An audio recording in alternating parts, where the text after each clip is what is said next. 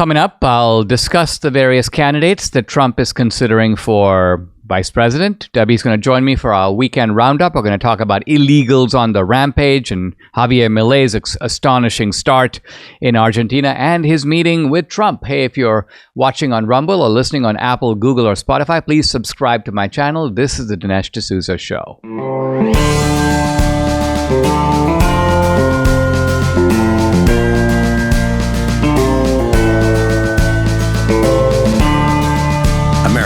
Needs this voice.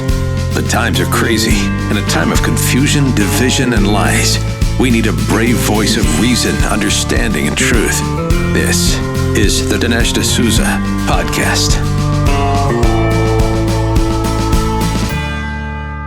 Who is Donald Trump going to pick as his vice president? It's an important question, and Trump has given some intimations that this is something that he's going to decide pretty soon. So I want to weigh in on it. The topic came up this past week when I was doing my Locals Live Q&A. Somebody asked me, like, who's your choice? And I generally try to back away from those kinds of questions, in part because I'm not a political strategist in that sense. Who's up, who's down, who would help to bring over this particular state into our camp. I discuss politics a little more at the level of ideas than that kind of question might suggest. But nevertheless, I was sort of pressed on it. So it forced me to think, if I were advised, let's say Trump were to call me. And by the way, is Debbie sort of smiling here because Trump called yesterday. Debbie and I were just about to head out to the podcast, and I'm like, hold on, honey. Before we jump into the car, it's Trump, and he was calling about Brandon Gill. He was like, how's our boy doing? How's Brandon doing? And I'm like, well, I think he's doing really well. And I mentioned that Brandon has a chance. It's not an easy thing to do to win outright on Tuesday. But to do that, he would have to there are 11 candidates in the race. So one guy, Brandon, would have to beat all the other 10 combined, and that's hard enough. But to do it with $2 million spent against you in mailers and radio ads and TV ads that are bombarding you every day, I mean, this is almost impossible. And even though it's almost impossible, Debbie and I think that Brandon will come really close. He might pull it off. We are certainly hoping and praying he pulls it off. Brandon is like not leaving any stone unturned. He's doing everything he possibly can. So we think he might go over 50, which would be an incredible feat. But even if he doesn't, he's going to come really close, I believe, to 50. And that means there will be a runoff if he's under 50. But Brandon will be the odds-on favorite because he'll be, I predict, at least 10 points ahead of the next candidate. In any event, back to Trump and and by the way, Trump was really reassuring because I think Trump knows that there's this attack on Brandon. Trump is like, listen, if there's a runoff, we'll jump in big time and make sure that he gets across the finish line. So anyway, this is something that both Brandon and obviously Debbie and I really appreciate. Now, who's it going to be for the vice presidential nod? Here's who it's not going to be. Nikki Haley. Even though there's been some media speculation, the vituperative attacks on Trump by Haley, I think, have sort of sealed her fate. There is no way that Trump is going to pick. He's just as likely to pick Nikki Haley as he's going to be to pick Mike Pence again. I was going to say that. Not happening yet. There have been a bunch of other names that have been tossed out there. Tim Scott, Ted Cruz, Kristi Noem, Elise Stefanik, and J.D. Vance. DeSantis' name has been out there. Vivek's name has been out there. So it's a pretty wide list. And then there are some kind of dark horses that people will throw in every now. What about this guy? What about that guy? But the names I've mentioned are the main ones. And here's my take on all this. My take on all this is that if Trump wants to sort of electrify the country, really have a candidate that is kind of a cut above, that is not a normal run-of-the-mill candidate, I think he should go either with DeSantis or with Vivek. Why? Because in my view, those two guys are transformational. Now, the other guys I have nothing against them, and some of them are good, and some of them are really good, and I would be okay with a bunch of them. So, just to go down a few names, for example, if you take somebody like Kristi Noem, and Debbie was telling me that there was some event, honey, what were you talking about, where there was all this applause for Kristi Noem? It was on Fox and Friends. They were in a restaurant. Fox and Friends was showing, I guess, one of their, kind of spontaneous restaurant. Who do you want? And they mentioned Kristi Noem. Oh, everybody goes crazy and stuff like that. And Debbie goes, oh, yeah, because she's good looking, the men are going to go for Kristi Noem. And this is sort of Debbie's law of politics, that the good looking woman gets the male vote and the good looking female gets the good-looking male gets the female vote. But, says Debbie, if you're really good-looking, your own gender doesn't necessarily go with you. They're a little more skeptical. They're a little bit more sarcastic about it, so to speak. But in any event, the point being, Kristi Noem would be fine.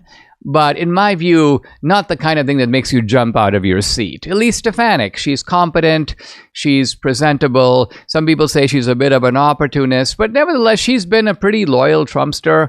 She, of course, did a great job in dealing with the four horsemen of the apocalypse, which is to say the college presidents who were given a due whipping by Elise Stefanik. So again, I'd be okay with Elise Stefanik, but now compare this to DeSantis or Vivek. And I see those two guys as not only very good on the campaign trail, but also really good in office. Because Trump is going to have a massive job of cleaning up the swamp, of defeating the police state. So he needs people who know how to burrow into these agencies like the FBI and fumigate them from the inside out. Well, DeSantis is doing that in Florida. So he's operationally really strong. And I think so he would be in a Trump administration.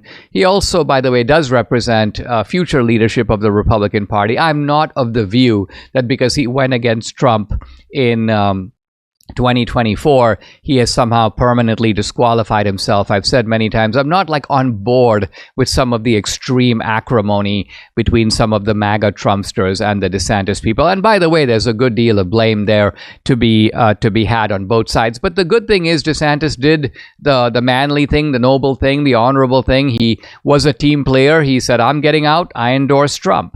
Well, there you go. And even some of the DeSantis people who have now come on board on the Trump train, people like Bill Mitchell, who are like, I'm for Trump. And I'm like, Will, welcome. Join us. We need you. We need all of you.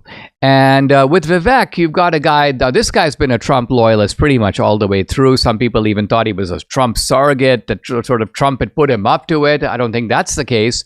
But Vivek was making the case for Trump. In fact, it's an interesting question. Had DeSantis run on Vivek's agenda, I bet you DeSantis would have done a whole lot better. Yeah, I think he got bad advice. I'm not really sure from whom, but he chose the wrong lane to run in, so to speak. And as a result, it did hurt him, even though I think his future prospects still remain bright. I think, can you imagine DeSantis or Vivek debating Kamala Harris?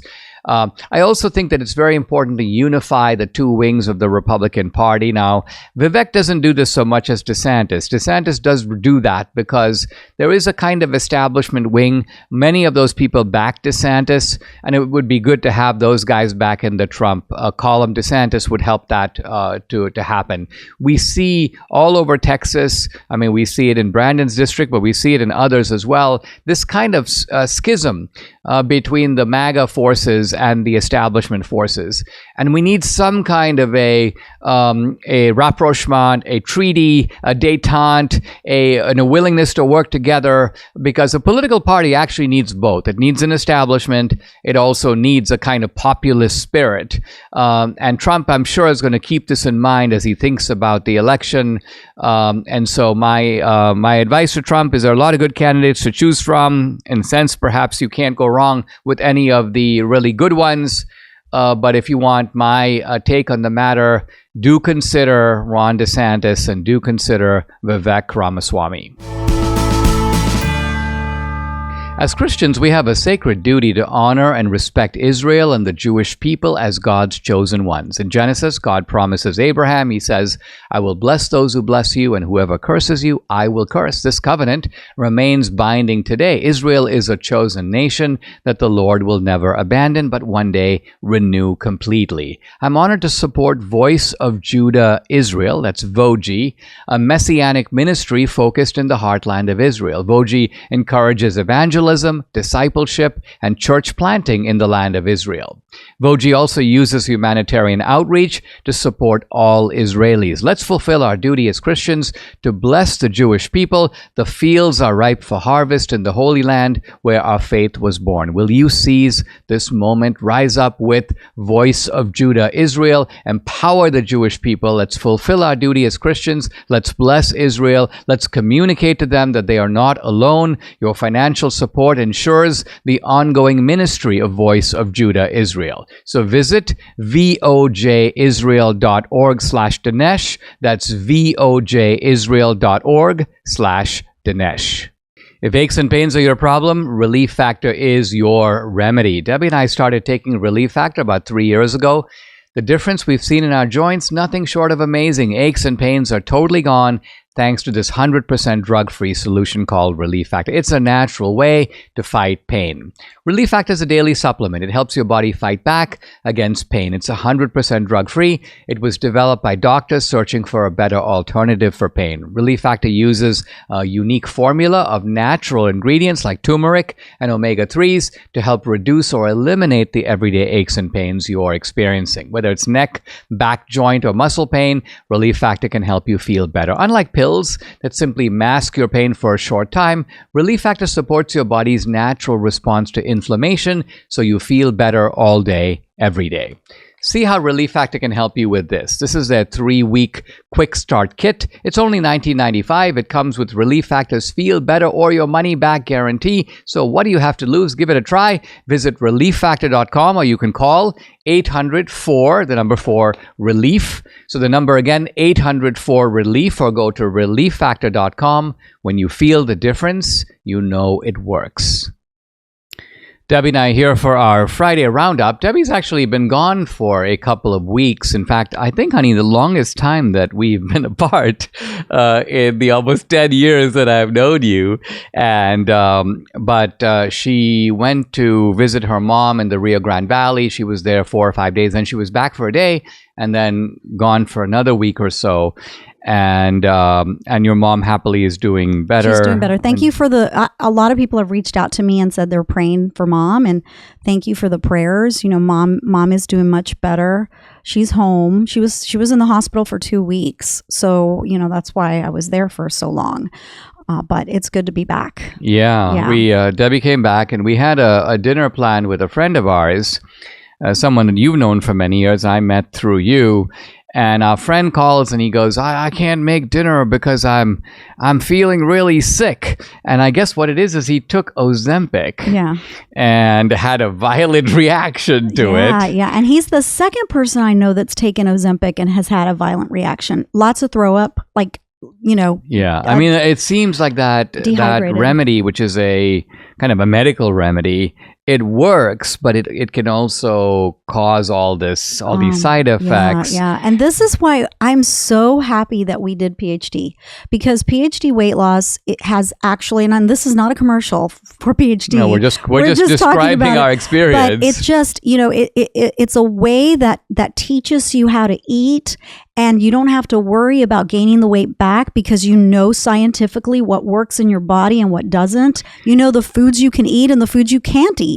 And following that for the rest of your life is the recipe for a successful weight loss program. I mean, and what you're really saying is that, you know, number one, it's not that you eat less food. You actually eat a healthy quantity of food. You don't feel hungry. You're good to go. And number two, you know, both of us are kind of foodies. We like to eat good stuff, and we like, you know, and so you can. Yeah, you just have to do a little bit of planning. There are some things that you need to stay away from. Exactly. And one or two things that I really like, notably bananas. I know. I am love the bananas. banana boy, and I've been known to, I know when I was a kid, I could often eat 6 bananas a You day. could as an adult too. I just have to say, I'm like, honey, what happened to the bushel of bananas you bought? They're all gone. They're all in gone. 1 day. I was like, what? I think my strategy was to eat one every time I walk by. Yeah, you would do that. You would do that. And so you're saying that's an yeah, but adult. not anymore, thank goodness. No, but, not anymore. But I'm very careful with it not now. to mention, it's a lot of potassium for your body, and it's very bad.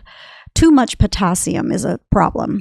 Let's talk about the border, because there was the horrific case of the young woman who was murdered by, a Venezuelan illegal. And you've been saying on this program that on the podcast that Venezuela is sending its worst. The bottom of the barrel. These are people that have actually left Venezuelan prisons, guys. They were in prison in Venezuela because they were in a horrific gang. This particular gang that is making its way to America is called Tren de Aragua. Aragua is a state in Venezuela, and Tren de means train of. The train from Aragua. And so these people are ruthless. They are like MS-13. And there was an article that came out that said that the Tren de Aragua was merging with MS-13 gangs in New York. And this is a disaster. A disaster. And if someone doesn't think that more people are going to die like this young woman that died, or the young girl that was raped by a 14-year-old girl that was raped in Louisiana by an illegal, this is going to continue to happen, and it's going to get worse. More people are going to be affected. I saw an article that said, and this was so telling, the crime rate in Venezuela has dropped substantially. Of course, the criminals are here. The criminals are here. And then I saw Maduro was quoted saying, hey, listen, I know there are some people in America who want to send these people back. I don't want them back, and I'm not taking them back. It's kind of like, you wanted them, you got them, you keep them. And Castro, by the way, as you know, took the same attitude from Cuba. Mm-hmm. And so what's happening is that a lot of the regimes of the world are like, we've got not just criminals, but we've got lunatics, we've got sick people that we don't want to have to deal with that could be a drain on our, on the public treasury. Right. Send them to America. Right. Well, this whole illegal immigration problem, it has so many facets, right? Yeah. We have people coming in from Venezuela, criminals coming in from Venezuela, criminals coming in from Mexico, people that were in insane asylums in Mexico are being let out, and those are coming in as well. And then you have the China component. You have Chinese people coming in. You have people from Afghanistan. You have terrorists coming in. So you have all these components coming in. But the other component that nobody really talks about, but it's a real issue, are these people fleeing from the cartel violence in Mexico and Central America. Oh, I see. These people are actually being they're extorted, right? They say, if you don't do this, we're going to kill your family member. We're going to put his head in a suitcase and we're going to send it to you, or we're going to kill you. Politicians in Mexico are always kind of under the thumb of these cartels, because if they don't do what they want them to do, they will kill a family member. They will kill them. They hang them from bridges. And this is horrific, right? There's bridges in Mexico where these gangs, these cartels, hang their victims headless. And people are driving by seeing bodies with no heads. This is so bad, and it makes you go, well, no wonder these people are coming to America. They want help.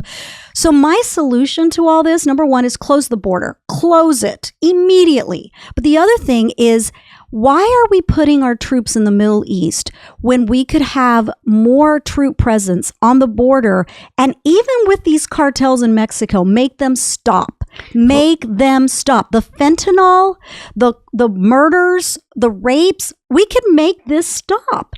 I mean, I don't understand why Mexico is so immobilized by all this, because we have a small country that had an identical problem, rampant crime, rampant corruption.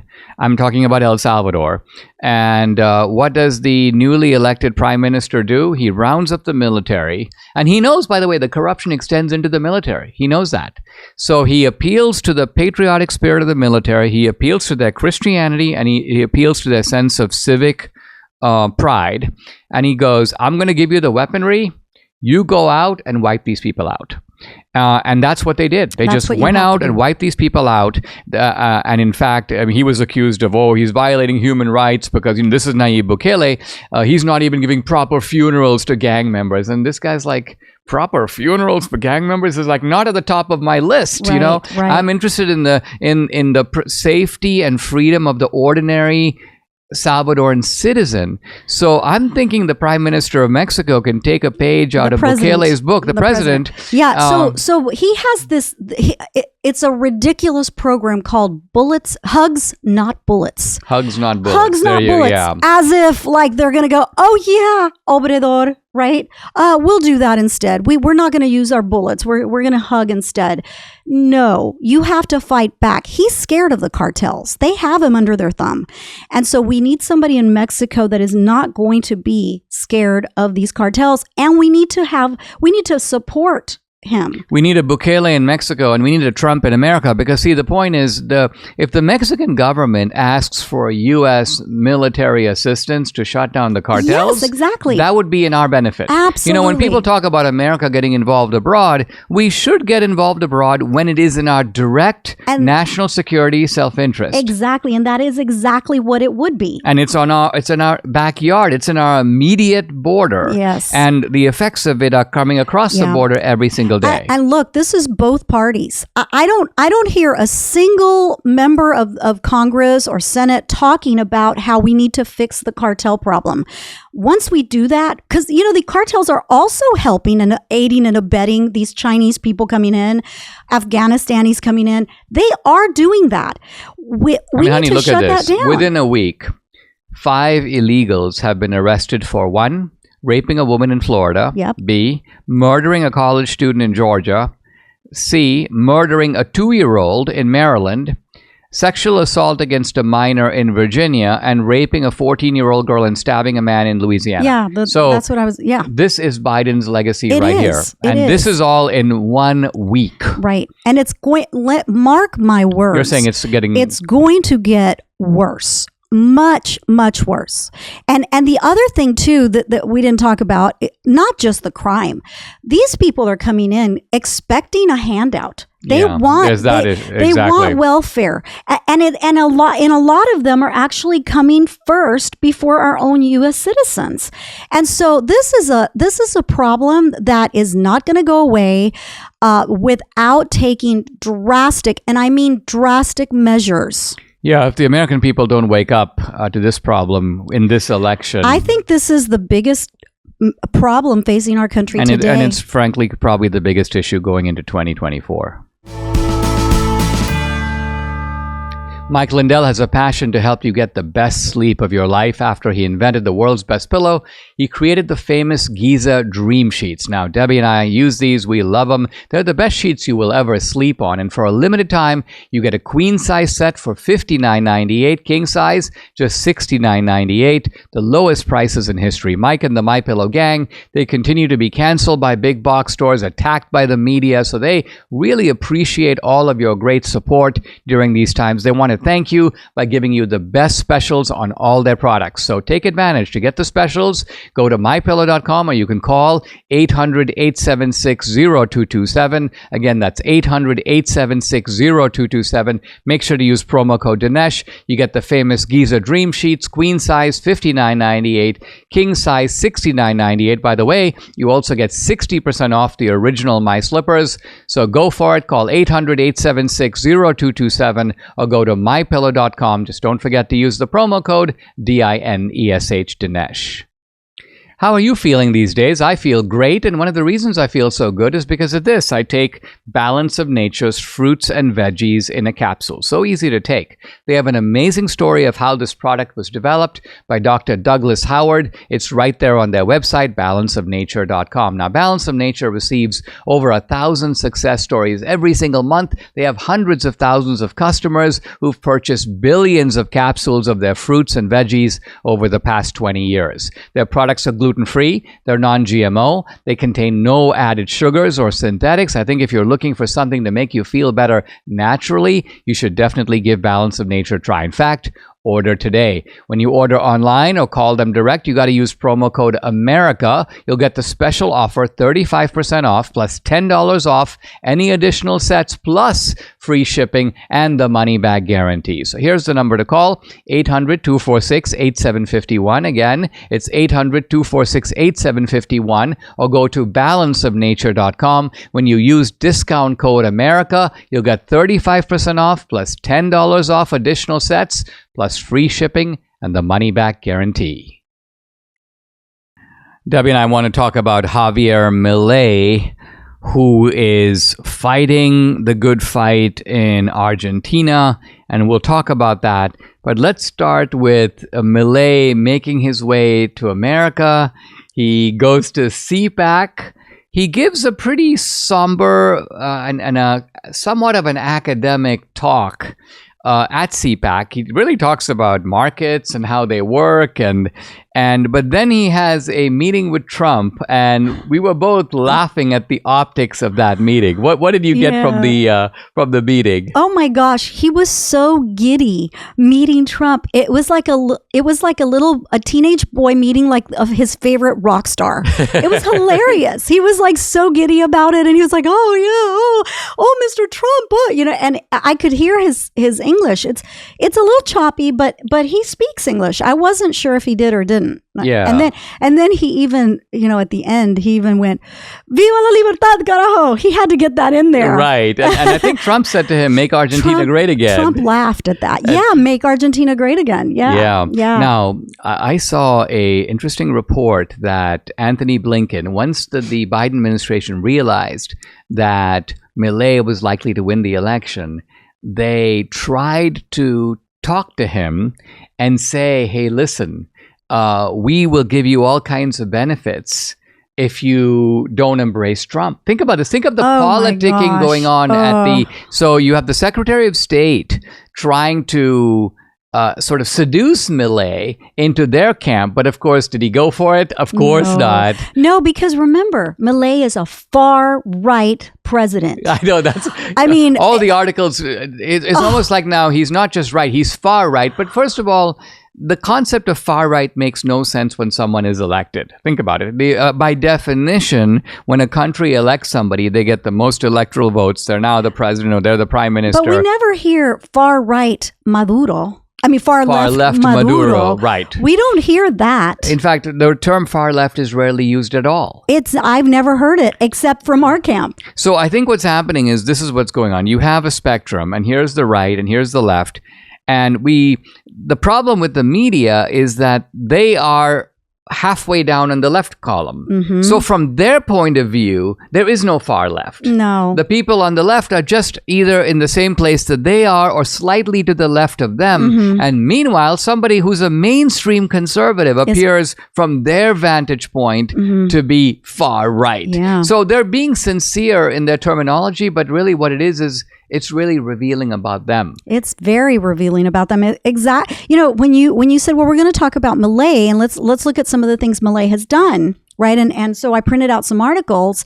Most of the articles are all negative on Milei. They all talk about how he wants to become a dictator and how bad it's going to be for the electoral system because he wants to change the electoral system in Argentina to be more like the electoral system in America.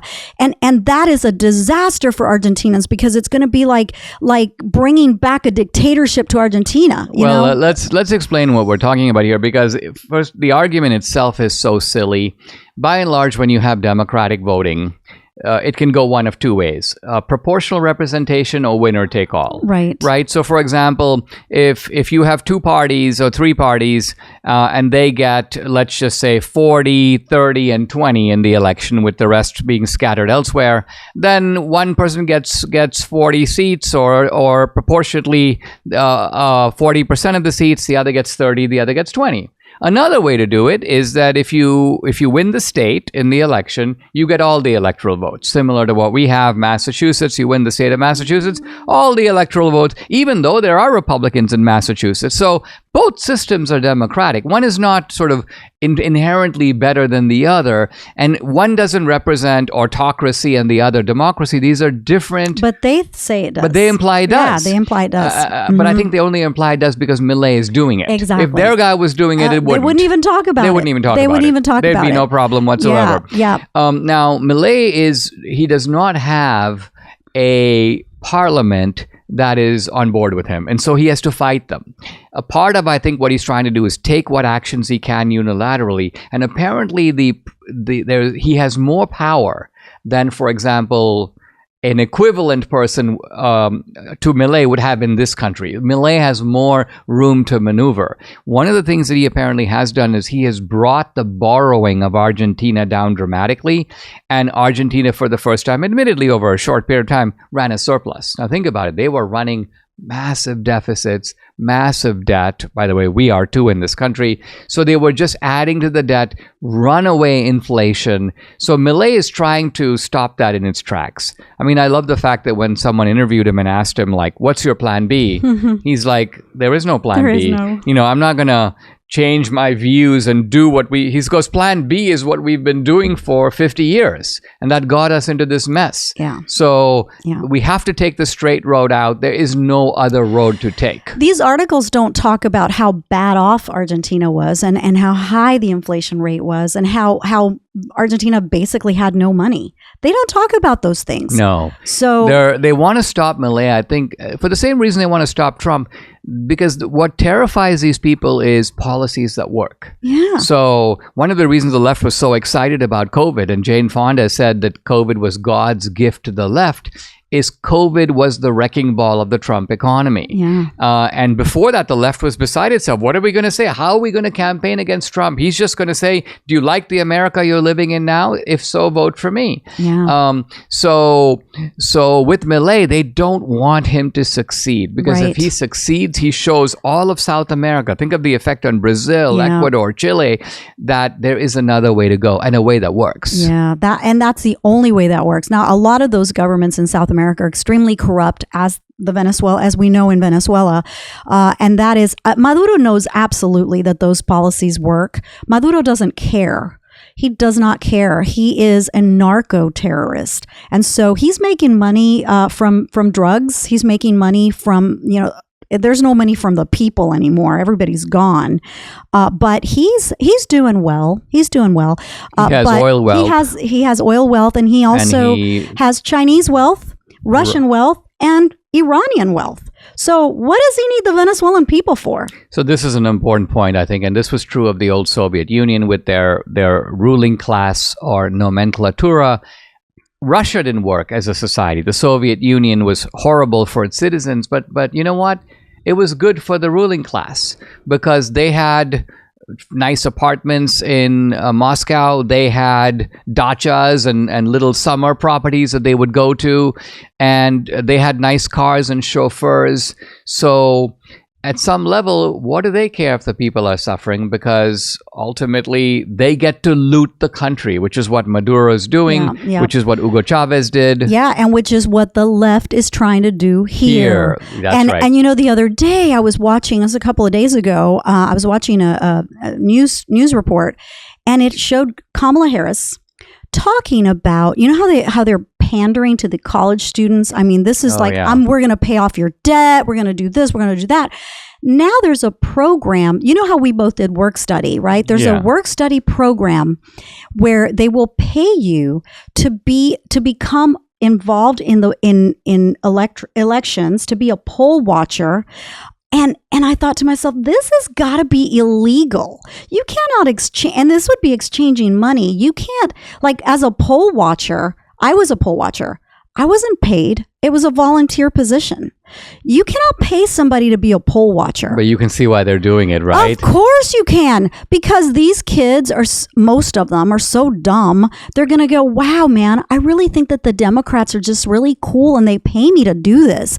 And so who do you think they're going to vote for? It's a way of getting their own demographic, their own constituency, because they're more likely to win those votes, get those people into the process. And then you made another point, which is that a lot of these young people are, because they're indoctrinated, they're not going to be inhibited by people telling them, hey, listen, you can't tell people how to vote. Yeah. Because they'll be like, well, I can signal. Exactly. And you know that as a poll watcher, I actually did report an incident where one of the poll workers, well, I think she was even the poll judge, this was a bilingual area, was telling a couple who to vote for, basically telling them to vote straight Democrat. And you cannot do that. And I stopped her. Well, obviously the damage had already been done, but I stopped her from doing it to other people. You can't do that. You can't talk to people coming in to vote to give them any, even if they ask you, hey, I don't know who to vote for. Who should I vote for? You cannot tell them who to vote for. I mean, this shows you the way in which the Democrats, quite apart from complex, organized cheating schemes, they are always pushing the process. You know, they're always, let's have more drop boxes in urban areas where our team is concentrated. Let's figure out a way to get young people into the polling process. Let's make sure that they vote. Let's put their eyes on the polling process, and let's figure out if we can give them some money to do that. So Democrats, and very often Republicans, don't think, because we have to be so vigilant in challenging them and stopping them. And I guess at some point our side gets tired. It's like, what next? You know, I know. It's really hard. It's really so hard. Their energy in that they put into manipulating the process, and their lack of ethics. I mean that too, because we have ethics. We're not going to do that because I think that's actually illegal. Whereas they don't really care. Yeah, their point is not is it illegal, but can we get away with it? Exactly. Bring it on.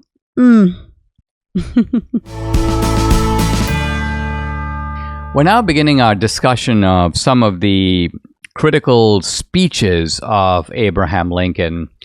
Let's remember that this was a period in which politicians were known through their speeches, and they didn't often make that many of them. Lincoln had only a handful, several, but he gave the same one again and again and again, so that the speeches become important roadmaps to the careful thinking of Lincoln and others, Douglas as well.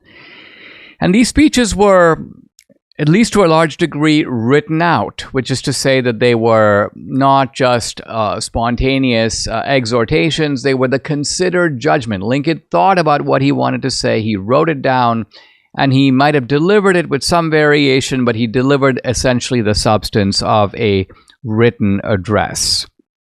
The first notable speech of Lincoln is called the Lyceum speech, and the subject of it is very clear: the perpetuation of our political institutions. What institutions? Lincoln is talking about the institutions bequeathed to us by the founders.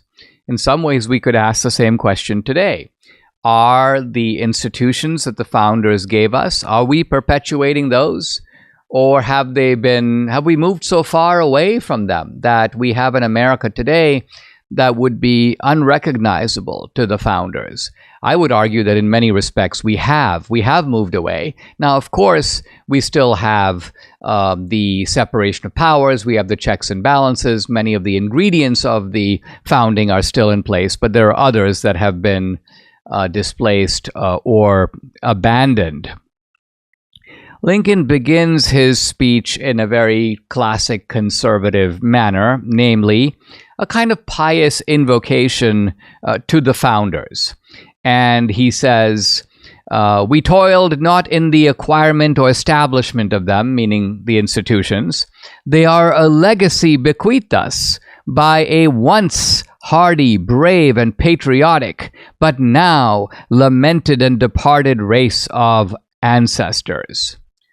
So Lincoln is saying that these guys were once young, they were hardy, they were patriotic, but now they're gone. They're not with us anymore.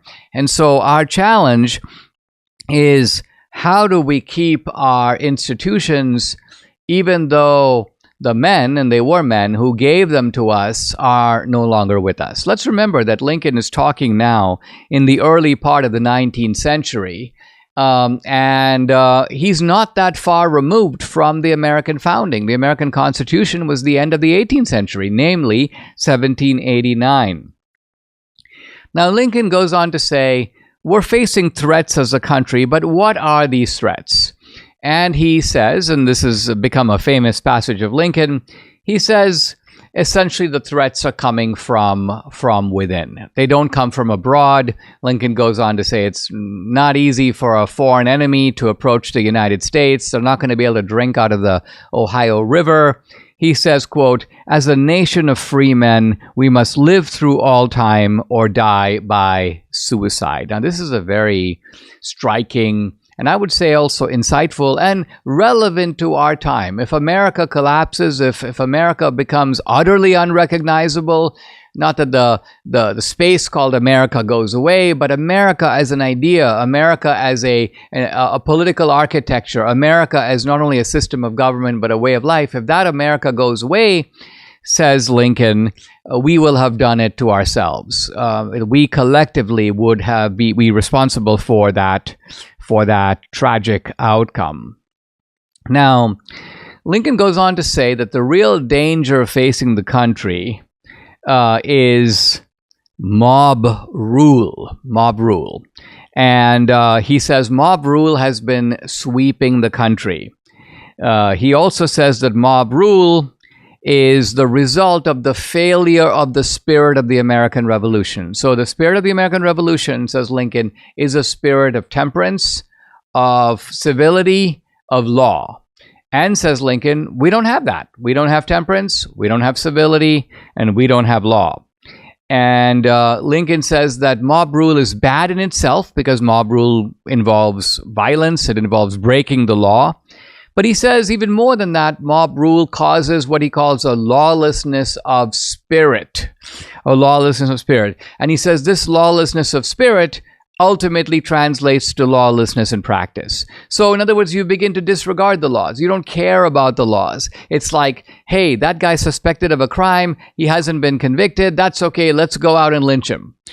So this is the spirit of mob rule, where basically people take the law into their own hands. Now, Lincoln is not talking about exactly what we have today, which is a lawlessness coming from the government itself. I think Lincoln would be very alert to that possibility, but what he's talking about here is the lawlessness of citizens and groups that take the law into their own hands. And, says Lincoln, this lawlessness alienates the feelings of good men. It keeps good citizens, Lincoln calls them the best citizens, far away from the government. And this is an interesting extension. It sets the stage for an unprincipled, demagogic, maybe even tyrannical leader to step in and say, I will restore the law. I will bring things back to normal. I will settle all this essentially with an iron hand. So what is Lincoln doing? He's saying mob rule is dangerous in itself, and also dangerous because of the evils to which it opens itself. And, says Lincoln, this mob rule is, he says, it is abroad in the land, the mobocratic spirit, as Lincoln calls it. But now we have a problem, which I'm just going to mention, and I'll take it up tomorrow. I'll take it up early next week. Lincoln talks about, he's going to describe mobs, but he's going to describe mobs that are on his own side politically. In other words, he's going to describe mobs whose votes he needs. He's going to describe mobs that are doing things that he doesn't want them to do, and he wants to inveigh against them, and he wants to even attack them, but he has to be really careful in attacking them because he's a politician. So think about it. If a politician goes out and attacks his own constituents, then his own constituents aren't going to vote for him, and he's not going to be in office, and he's not going to be able to do the good things that he wants to do, including curtailing mob rule. So this is the dilemma, this is the challenge facing a young politician like Lincoln, which is to say, how do you address a topic when there are people whose votes you need, who are loosely speaking on your side politically, and yet you are describing some dangerous activities that they are undertaking, disregarding the spirit of law, and how Lincoln does this becomes something of a rhetorical masterpiece. Subscribe to the Dinesh D'Souza podcast on Apple, Google, and Spotify, or watch on Rumble, YouTube, and SalemNow.com.